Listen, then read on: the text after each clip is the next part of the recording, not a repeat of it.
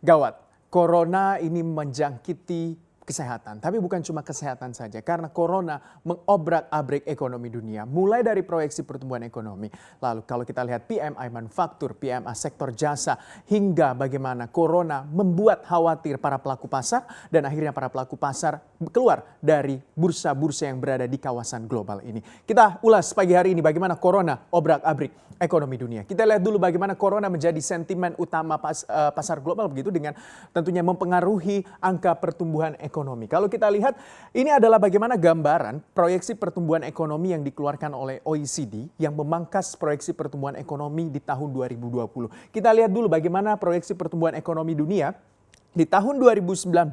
Kita lihat bagaimana tentunya dunia itu diproyeksi akan terjadi pertumbuhan ekonomi sekitar kurang lebih 2,9%. Lalu di 2020 terjadi tentunya proyeksi pertumbuhan ekonomi yang sama, dunia masih akan tumbuh 2,9%. Tetapi di proyeksi pertumbuhan ekonomi yang baru, itu bahkan dunia dipangkas, turun menjadi 2,4%. Ada terjadi penurunan pertumbuhan ekonomi. Itu dikarenakan wabah corona yang menjangkiti beberapa negara. Hampir 116 negara dijangkiti oleh corona. Bukan cuma dunia saja yang dipangkas proyeksi pertumbuhan ekonominya. Tapi kalau kita lihat, Amerika Serikat juga, ini kalau kita lihat mulai dari angka 2,8% juga turut dipangkas menjadi kurang lebih 2,6%. Proyeksi pertumbuhan ekonomi Amerika Serikat. Sedangkan kalau kita lihat juga Eropa, terjadi juga penurunan proyeksi pertumbuhan ekonomi, bahkan berada di angka 1% lebih begitu untuk tentunya proyeksi pertumbuhan ekonomi Eropa yang dikeluarkan oleh OECD. Sedangkan China negara dengan ekonomi yang besar, dengan perdagangan yang luas, ekspor dan juga impor begitu besar volumenya setiap tahunnya. Proyeksi pertumbuhan ekonomi China kita lihat bahkan terjadi penurunan. Ini kalau kita lihat di tahun 2019 proyeksi pertumbuhan China itu secara full year adalah 6%. 6% di tahun 2019. Bahkan di tahun 2020 setelah di kuartal akhir 2019 ini corona menjangkiti China. Kita lihat proyeksi pertumbuhan ekonomi China itu turun kurang lebih menjadi 5,7%. Ini proyeksi yang awal dari OECD. Tetapi setelah melihat bagaimana begitu masifnya penyebaran corona, OECD kembali memangkas proyeksi pertumbuhan ekonomi di China, yaitu menjadi 4,9%, di bawah 5%, bos. Anda pasti berpikir, atau mungkin bagi Anda para netizen yang julid yang mengatakan kalau misalnya proyeksi pertumbuhan ekonomi China, Anda mengatakan bahwa memberikan rasa syukur begitu kepada China karena terserang corona. Jangan sedih, karena kita juga akan terjangkiti. Karena 1% pertumbuhan ekonomi China itu terpangkas, kita akan terpangkas juga 0,3%. Jadi bayangkan, karena apa? Mungkin Anda bertanya, kenapa sih China kalau proyeksi pertumbuhan ekonominya terpangkas, kita juga ikut terpangkas? Jangan sedih, bos. Kita, bahan baku industri di dalam negeri kita itu rata-rata datang dari China. Kalau China mengalami perlambatan ekonomi, kita, Indonesia, juga akan mengalami perlambatan ekonomi. Jadi begitu gambarannya. Jadi jangan suka memberikan rasa syukur ketika orang tertimpa musibah ataupun masalah ya. Nah yang ketiga, kita lihat bagaimana tentunya Jepang proyeksinya juga turun begitu, bahkan berada di 1%. Proyeksi pertumbuhan ekonominya di tahun 2020.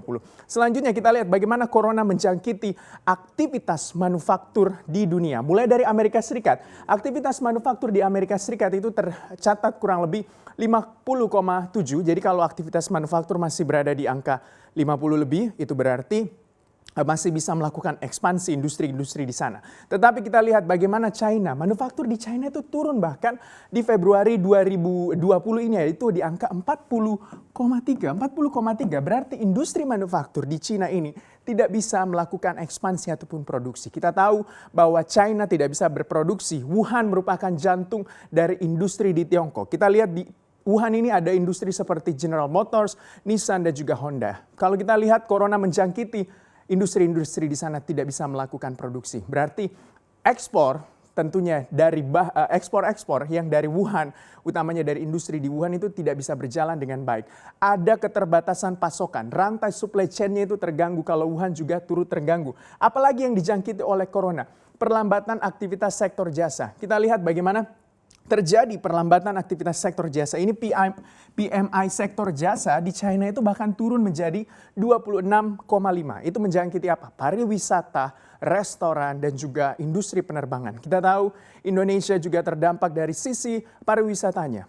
Lalu kita lihat tentunya wisatawan mancanegara dari China juga jumlahnya turun masuk ke Indonesia. Padahal wisatawan China itu biasanya 2 juta manusia datang ke Indonesia setiap tahunnya dari China. Tapi harus turun karena adanya larangan juga masuk dari pemerintah kita. Karena tentunya ini untuk menjaga negara kita dari penyebaran virus corona. Kita lihat lagi, apa lagi yang dijangkiti oleh corona ini? Penurunan harga minyak. Mungkin Anda bertanya kenapa penurunan harga minyak juga dijangkiti oleh corona. Jadi ketika corona menjangkiti dunia, kita tahu bahwa terjadi penurunan demand ataupun permintaan minyak dari negara-negara yang selama ini membutuhkan minyak.